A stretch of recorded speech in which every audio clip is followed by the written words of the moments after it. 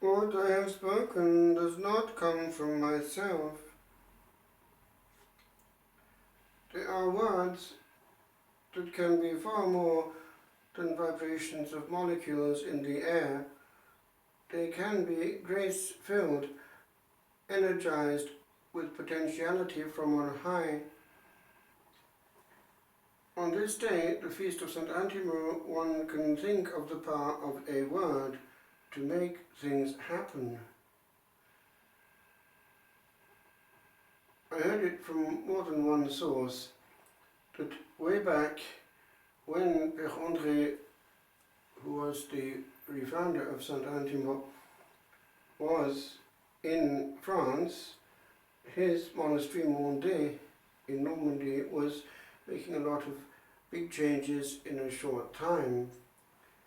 And as a reaction, he was drifting towards Fontgombault, a very large and powerful Benedictine monastery of the Salem congregation in France, and seemingly was even thinking of being transferred there as a place of safe refuge.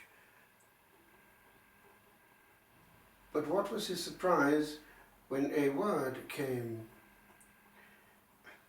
In parallel to all that had been a series of events of which he was totally ignorant. It was what had happened in Tuscany. A lady had died and had bequeathed to the diocese of Montalcino, which by now is a part of the bigger diocese of Siena,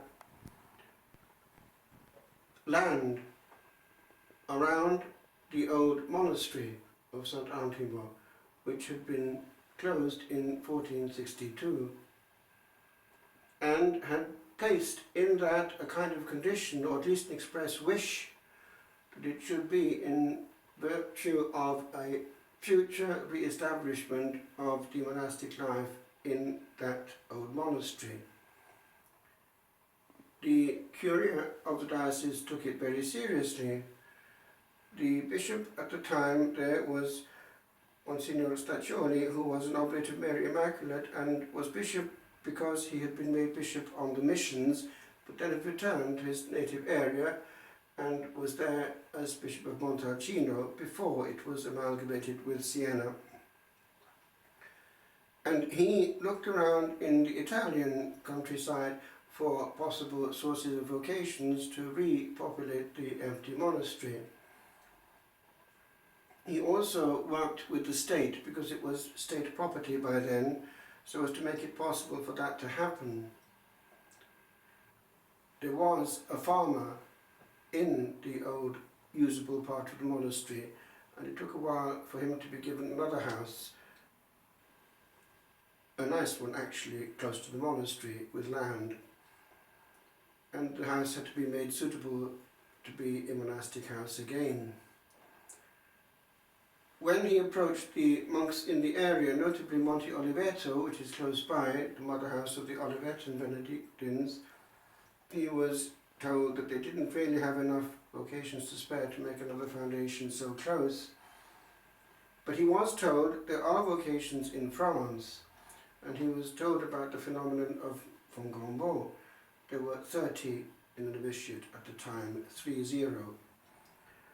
And he went there and talked to Abbot Forgeron, who, because of the large number of vocations he always had in the monastery, was always interested in making new foundations. But they had actually just made a foundation in Italy. It was in the area of Florence, just outside, which then eventually became the seminary of the Institute of Christ the King, Griciliano. He, with a monk I know from Fontgombault, came to visit Montalcino and the empty monastery of Saint Antimo. They looked at it. It was a lovely church, but the monastic structure had been too much lost and damaged to house a Benedictine community. However, it might be suitable for a canonical one, for whom essentially the church is the important issue. A worthy church, worthy of basically a life of solemn praise. and able to house it. So the Holy Spirit put on the abbot's heart to whisper this both to the bishop and to Père André, who was coming and going to Fontainebleau, still pay most attention. And he just simply put Père André in direct contact with Monsignor Staccioli, and the hint was this, that because Père André was also chaplain to a lot of scouts in the Normandy area, in the Caen area, all very Catholic, all young and fresh, and as it happens able to sing well, that they might actually be able to do something themselves. So this is actually the word that took the day. That hint from Abbot Forgeron passed through Père André to the young people, and therefore the bishop was able to take them on board and do everything for them. He gave them his old motor car, he did everything so that it was actually possible, and that is what happened. And on the 5th of September 1992, the official re-establishment of the monastic life took place in that old monastery and abbey church. And the praise went on all the time, day and night. The church was never closed from morning till evening, and it would be a place of healing and much grace for all ages, because many young people would come, scouts essentially. And it also became a place of liturgical splendour, incense used every day, the whole Gregorian repertoire maintained, Mass facing the rising sun every morning, and a place where one felt that the past was still lingering in the air. What worked in the context of that church built for that still worked perfectly well. And when the Archbishop came and heard the chant again, he preached in his homily, "The stones are singing," and that became the title of our first CD, Pietra che canta. The echo, the acoustic was magnificent.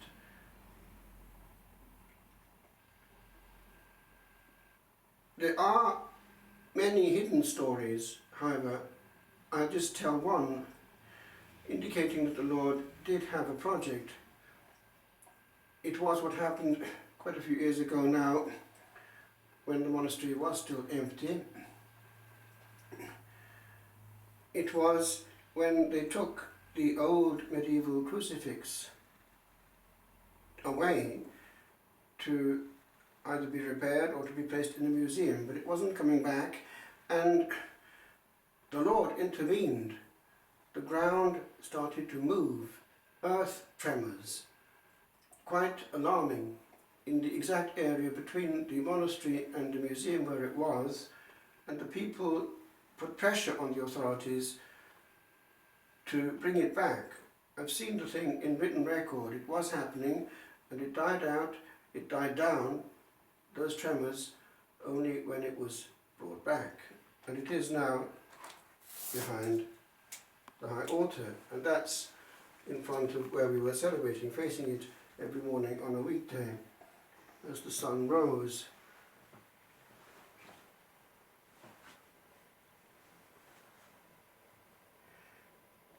The Madonna of Saint Antimo, also medieval, was likewise a centre of devotion, and it was something which was quite splendid on this day, the 11th of May. A replica of it was taken on the vigil from the village church to the monastery, and with a band, the local population and the authorities would come, and there would be a very moving vigil with a powerful sermon preached by a Franciscan. Eventually that would then lead to our own monastic vigils, sung in Latin. And the High Mass in the morning, celebrated by the Archbishop, when confirmation was given to all the young people of the town, Montalcino. It's only a village really. These then were our roots, and how sad it was when I heard what was going on some years ago. I had a phone call from the family of the ambassador of Italy to Ireland. By then, I believe, back in Italy, because his mandate had come to an end. But he was the one who had organised for the community to sing a few years ago in Dublin. We had Vespers in the University Church built by Newman. That's actually on YouTube. And he and his wife were telling me that the community had opted to go back to France.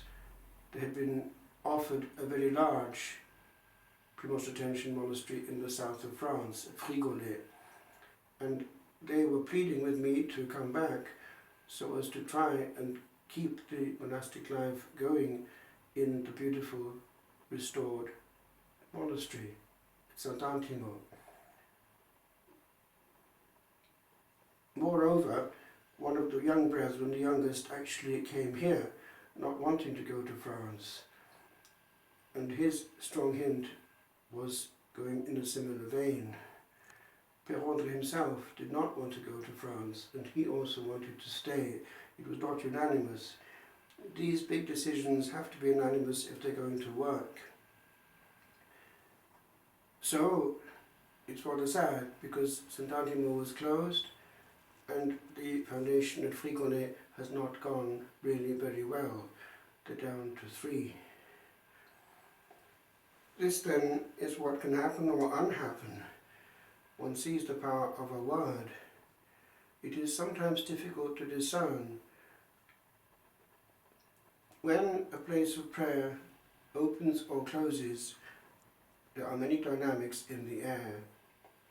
It's actually a great victory for the enemy of the church when a church closes, because a light is put out, and he delights in the darkness.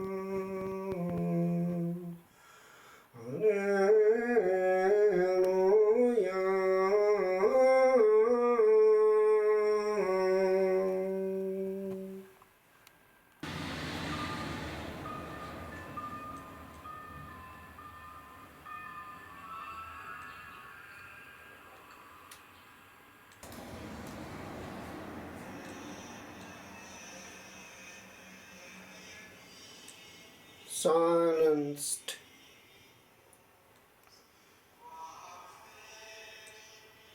The bells of Saint Antimo.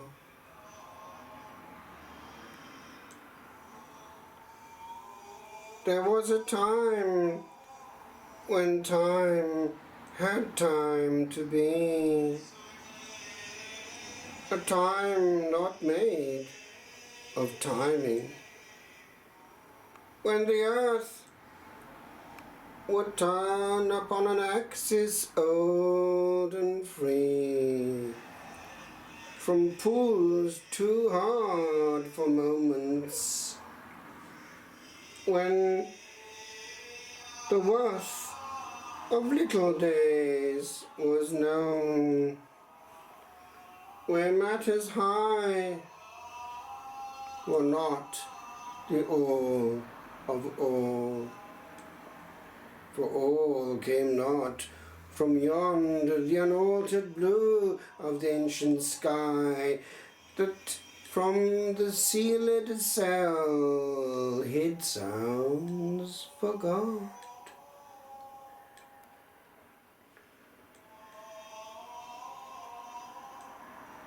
There was a time when time would simply call from hour to hallowed hour at clapped pace. But now the sacred cry at rise and fall of dawn and dusk, its task time will efface. And none upon the corner of this globe for echoes of lost angels here will probe.